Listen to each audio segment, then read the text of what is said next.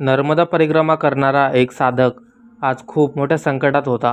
प्रदक्षिणा चालू करून त्याला 2 महिने होत होते. या सर्वांमध्ये त्याचे अन्नपाणी संपले होते व जवळच्या अनेक वस्तू लुटारूंनी लुटल्या होत्या. साधक हताश होऊन पुढची वाट चालू लागला. त्याच्या पायात त्राण नव्हता, डोळ्यांत झोप होती.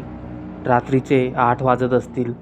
साधक नदी किनाऱ्यावरून मातीचा ढिगारा चढत असताना त्याचा पाय घसरला व तो तसाच खाली पडून बेशुद्ध झाला.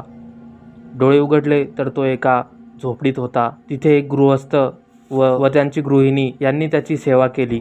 दत्तगुरूंची कृपा व नर्मदा माईची माया असं म्हणत साधक त्या झोपडीत जेवला व जरा आराम करून तिथेच झोपला. दुसऱ्या दिवशी पहाटेच 4 वाजता उठून तो चालायला लागला. पण त्या घरमालकाला धन्यवाद करून त्याचे आभार मानण्यासाठी तो परत आला तर तिथे काहीच नव्हते. दूरदूरपर्यंत कोणतीच झोपडी नाही आणि ना कोणी माणूस. ही एक खास अनुभूती होती. नर्मदे हर. जय श्री गुरुदेव दत्त.